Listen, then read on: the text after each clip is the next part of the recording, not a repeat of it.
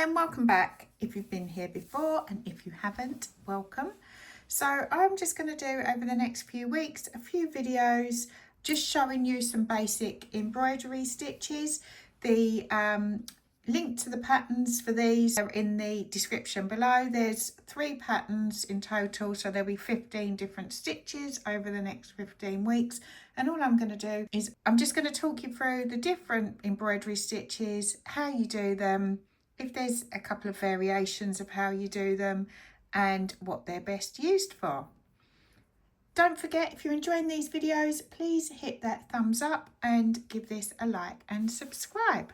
So I should quickly just cover, I got my pattern onto my calico. It's designed for a 9-inch hoop, as most of my patterns so far have been, and I transferred it on using the carbon paper method, and I've got a video on how you transfer using the carbon paper method, so if you're not sure on that, check that out.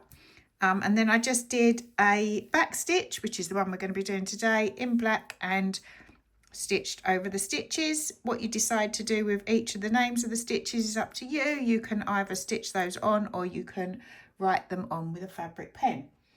Okay, so this week is back stitch. This is a strong continuous line of stitches where you just come back on yourself, which I will show you how we do that.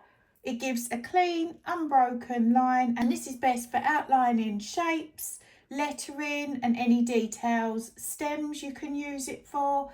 The ideal sort of strand count to stitch this in is 2 to 3 threads. Okay, so I've got my pink thread on my needle with a knot at the end, and I'm going to do a back stitch along this line here. So to do my back stitch, you come up from underneath the calico, pull that through until your knot touches the end and it won't go any further. Decide how big you want your stitch to be. You can make them as big or as small as you want them. Back stitch that I do along this line is going to be a bigger stitch than what I use to sew stitches along here in a back stitch. If you're going around curves of letters and things like that, or shapes, then you want to aim for a smaller stitch, as this will give you a much neater curve. Okay, so I'm going to decide how long I want my stitch to be, which is this, and then I'm going to pull that through, and there we go, that is all through nicely. Then I'm going to come back up, so almost like I'm missing a stitch, back up along the line, pull it through, and then it's bringing it back on itself and down that hole that we last went down through and underneath. Pull that down, and then you just repeat and work this all the way along the line, going up and sewing back on yourself.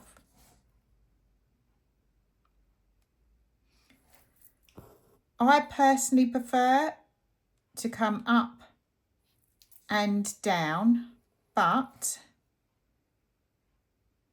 I'll pull this up here.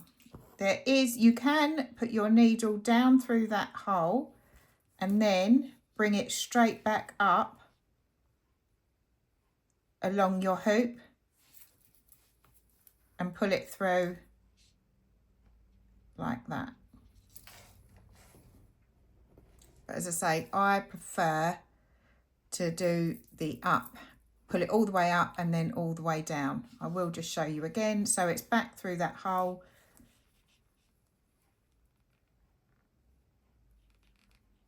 and then instead of pulling it down, you bring it back up where you'd want your next stitch to come through, pull it through,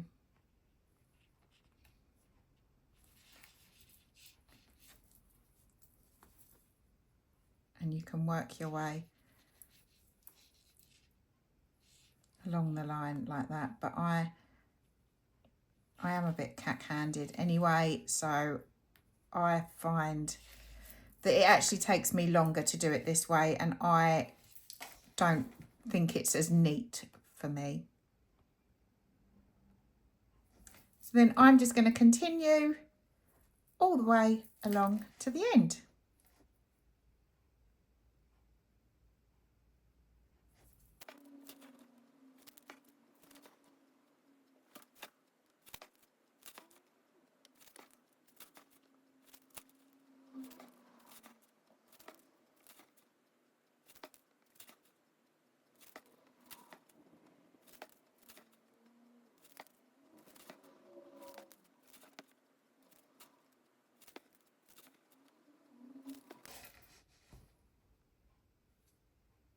Now, if you should need to fasten off,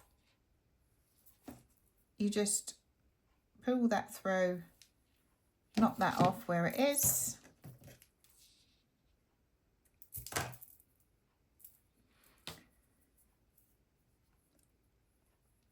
I say fasten off, that is how you fasten off, but this is what I actually mean is how you join a thread. Then you get your new thread on your needle with your knot at the end again.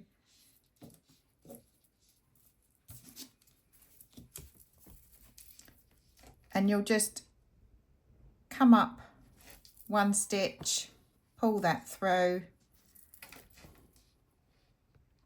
and go back on yourself and just continue it then all the way to the end. And that is how you join a thread when you're doing back stitch.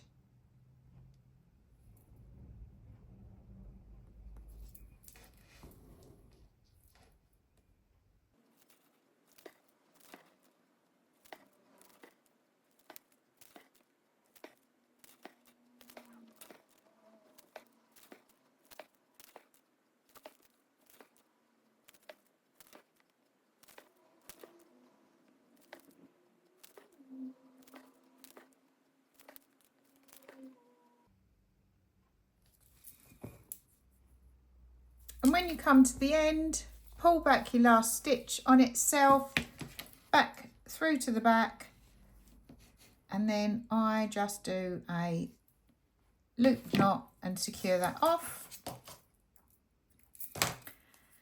And as you can see, this is a really nice basic embroidery stitch. As I said, it's great for outlining and lettering and flower stems. It's a really useful one to know. Hope you've enjoyed this. If you have, I'd really appreciate it if you can give this a thumbs up and like and subscribe. And I will see you next week for running stitch. Thank you.